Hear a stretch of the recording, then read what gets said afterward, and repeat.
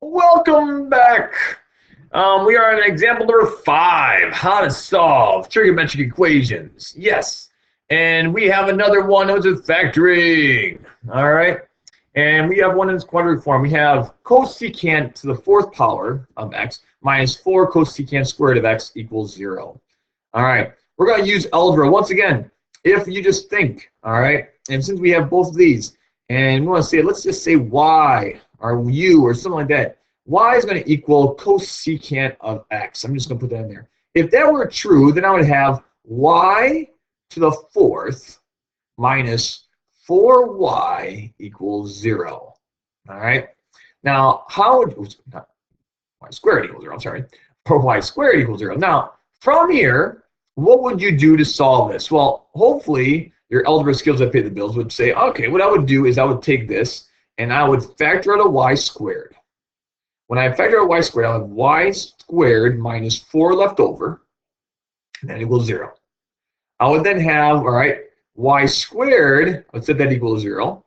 And then I would have, I could factor this one, and I would have y, all right, squared minus 4, and I could set that equal to 0. And from here, I could go y squared equals 4. And then I can say y is going to equal plus and minus 2. All right, plus or minus 2.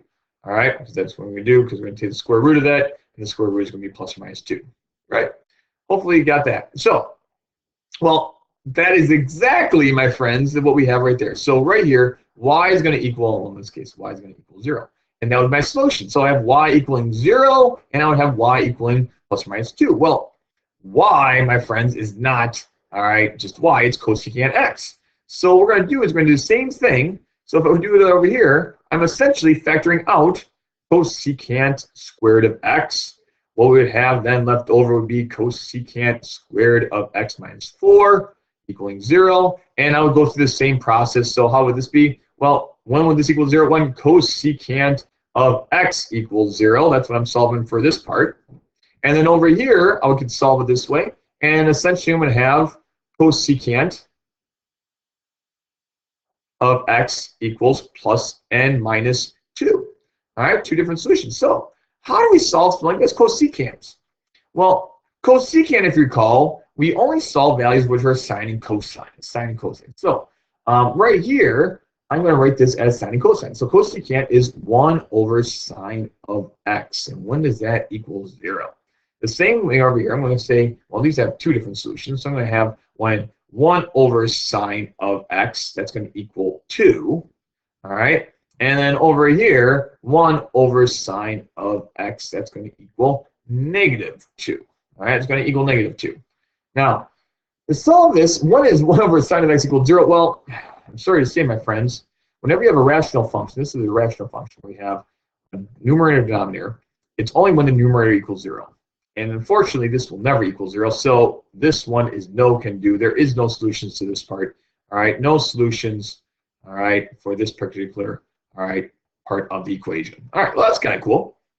Next one over here, we're going to do next is I'm going to actually solve this like a proportion because I have a fraction here. So I'm actually multiply both sides by sine and then divide by 2. And I can actually write this as 1/2 equals sine of x. In the same way, I can say negative 1/2 equals sine of x. And now I'm going to solve for x. To do this, I'm going to do the inverse sine. So I'm going to do the inverse sine of 1/2.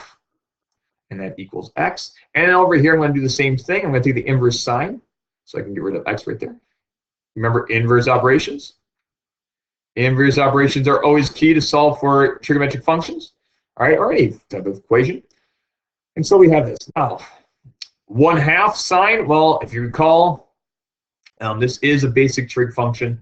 All right, sine, when is sine positive? Sine, what angle is sine y? So positive here and also here. We're also looking for a negative one there and there. So we're looking for all these. We have an opposite sign as so opposite 1 over hypotenuse 2.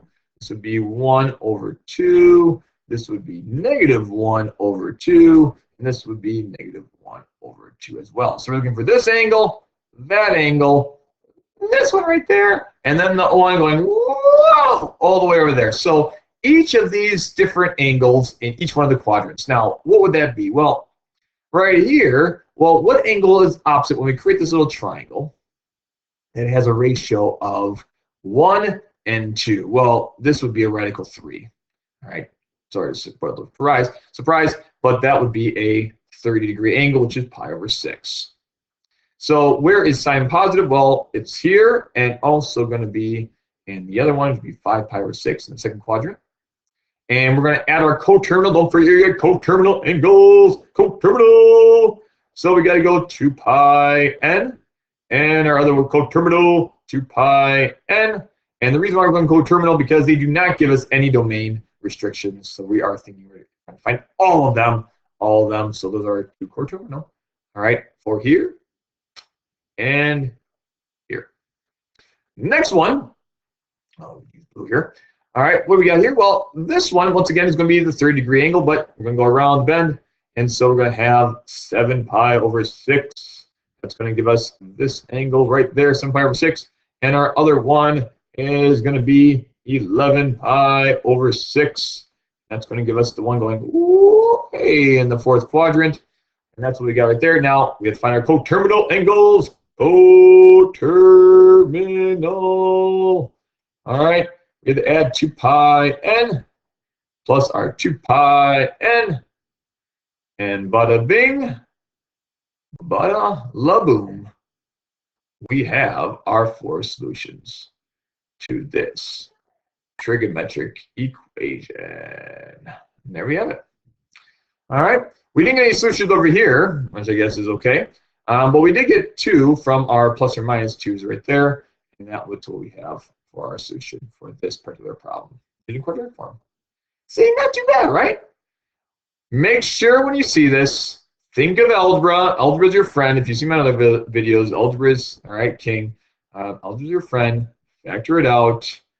All right. Solve it. Okay. Make sure you use the inverses to solve those. Make sure you know your basic trig functions. Know your trig bits. All right, ladies and gentlemen. All right. If you don't know those, it makes trig a lot harder. All right. But once you get all those, it's pretty simple. All right.